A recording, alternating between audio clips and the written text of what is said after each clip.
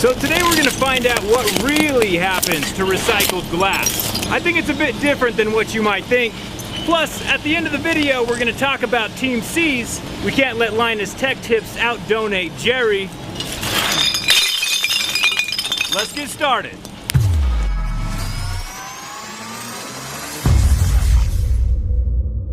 So glass is a pretty cool material. It is inert, which means it doesn't react with whatever is inside of it, but that also means that it doesn't decompose in landfills. It can take up to 1 million years for one of these things to break down. But the good news is they are also infinitely recyclable, which is what we're going to learn about today, how glass is recycled and what we can use it for. Right now I'm at Momentum Recycling up here in Salt Lake City, where they handle glass in all of its forms so we can turn it into something new. Here in the United States, there's a lot of different ways to recycle glass. Some places have curbside pickup, other places have a big dumpster where you need to take the glass and drop it off in order for it to be collected in one convenient spot. Using the glass cullet that comes out of this recycling center uses 40% less energy when creating new bottles. What is cullet, you ask? Let me show you.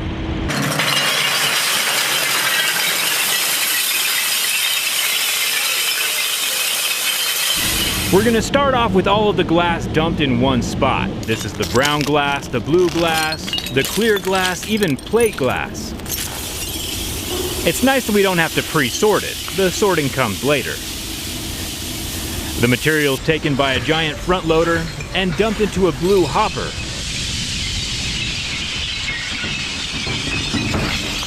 Which funnels all the glass down onto a conveyor belt. The conveyor belt takes the glass up to a crusher. The nice thing is that even broken glass can be recycled, because as we know, glass is glass and glass breaks. The crusher helps break the bottles down into usable pieces, and can even be recycled when the labels and bottle caps are still in place.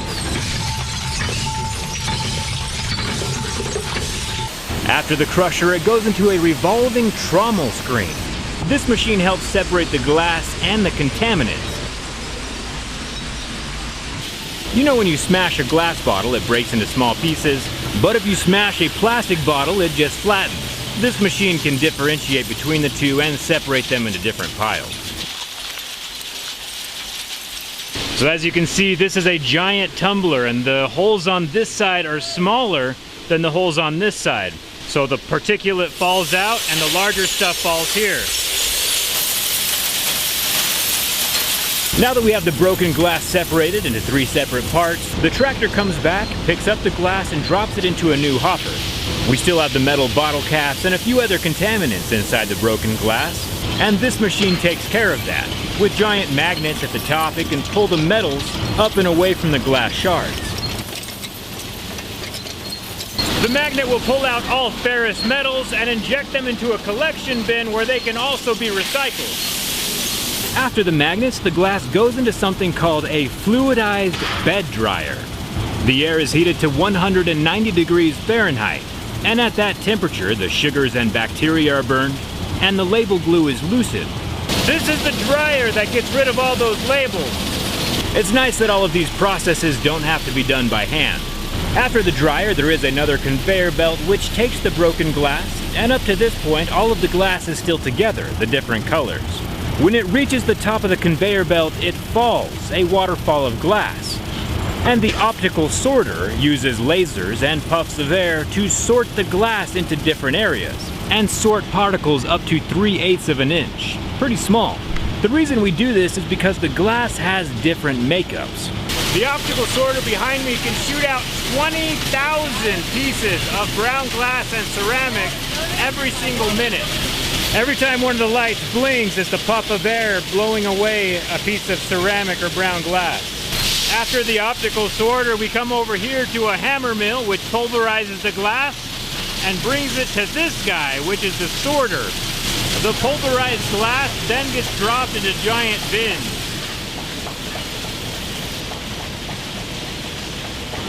So it's super loud in there, and I'm pretty sure my camera's covered in glass. But basically, if there's any pieces of glass that are still too big after the sorter, they go back to the pulverizer and repeat the process until it's super fine material. The superfine particulate, or cullet as they call it, is pumped up into these giant silos and then trucked off in semis to either make new glass bottles or something that you're probably not expecting. The pulverized glass dust is the basic ingredient in making new glass. It uses 40% less energy and as a bonus reduced the amount of raw materials that need to be mined out of the earth. Owens Corning is another facility located close by me, right here in Utah. They take advantage of these benefits to turn the dust from my broken bottles into another glass product. Blow-in insulation for homes and buildings. And yes, the Corning in Owens Corning is the same Corning that makes Gorilla Glass. But instead of gorillas this time, it's Pro-Pink, Pink Panther insulation. Let's see how that glass bottle dust is turned into the pink insulation that keeps houses warm. It's a rather fascinating process. First, the semi-truck containing that cullet, or powdered recycled glass, pulls up to the giant silo at Owens Corning and pumps its entire load of glass bits into the massive silos at the top of the building. Each day a sifter proportions the different ingredients used for the fiberglass insulation into a holding hopper above the furnace, 55% of which is that recycled glass we saw earlier. The holding hopper lets the glass slowly trickle into the giant furnace, where it's heated to nearly 3,000 degrees. The furnace here at Owens Corning is super interesting, since it doesn't use any fossil fuels to operate. Instead of burning coal to run their melter, Owens Corning melts their glass entirely with 100% renewable wind energy. I had no idea this was even possible until now. But how does electricity melt the glass?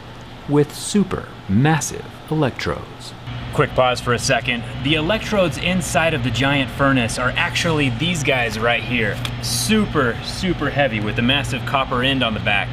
This is what a brand new one looks like, but after a period of time inside of the furnace, this is what they end up as, because the glass inside, as we know, is a level 6 on most scale of hardness and deteriorates or corrodes the electrode while it's inside of there. The glass is just circulating like a giant melting pot. All the electrodes inside the furnace are creating electric arcs from tip to tip, kind of like Iron Man's arc reactor, and just zapping electricity from point to point to keep that glass molten hot. And how much electricity does that take? A glass melter of this size uses anywhere from 2.5 to 3.5 megawatts of electricity. The white crust on the surface of the molten glass is used to help regulate the temperature of that red-hot liquid underneath, like a blanket. It's interesting that when the glass is in its solid state, it does not conduct electricity. It is an insulator, as we know since we're currently making insulation. But when the glass is molten or in its liquid state, it does conduct electricity.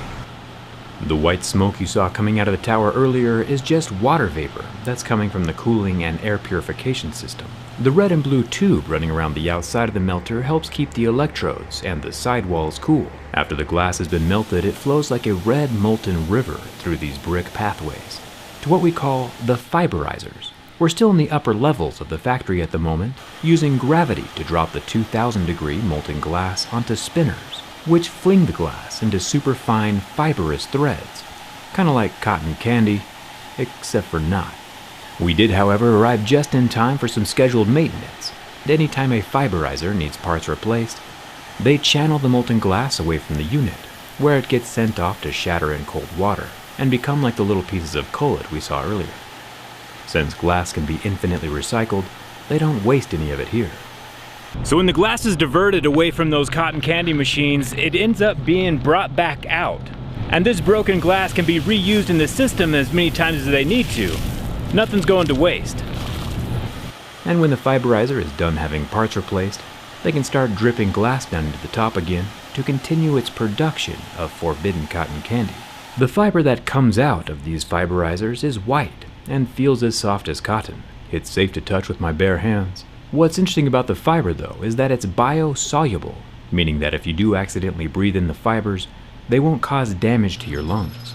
This same white fluff is even used for the composite fibers in spacesuits.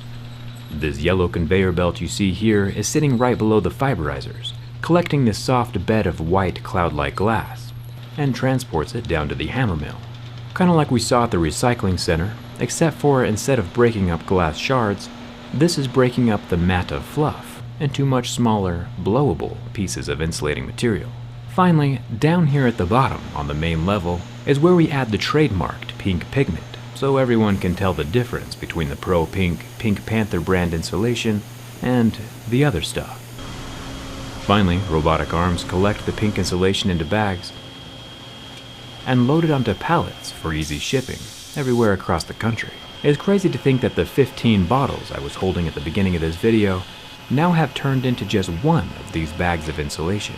And the nice part is that it takes 40% less energy to turn recycled glass into something new than it does to make glass from scratch. It's a win for the planet on multiple levels. I know that I personally will make more of an effort going forward into the future to recycle my glass, since it's way better off being reused and turned into something new, like bottles or insulation to keep homes comfortable, both of which are way better options than spending the next million years in a landfill. Not all trash is garbage. As you've seen, some of it can be recycled into brand new stuff. So taking steps to reduce the amount of garbage we produce is important, but equally important is to take the garbage out of places it doesn't belong, which is where Team Seas comes in. Team Seas has successfully funded the removal of 30 million pounds of trash from the oceans, which is a very impressive and successful endeavor. But with 7 billion people on the planet, that trash just keeps on coming. I noticed that Linus Tech Tips removed 25,069 pounds of trash from the ocean, and I think we can outdo them. I say we because this is all made possible since you guys watch my videos. So with Team Jerry Riggs' 25,690 pounds of trash removed, that puts us right on top of Linus. That donation link is still up at teamseas.org. You can still donate if you haven't already. But most importantly, just make sure you're not throwing away things that are still useful and can be turned into something new, like glass, plastics, or metals. All of that is still very valuable.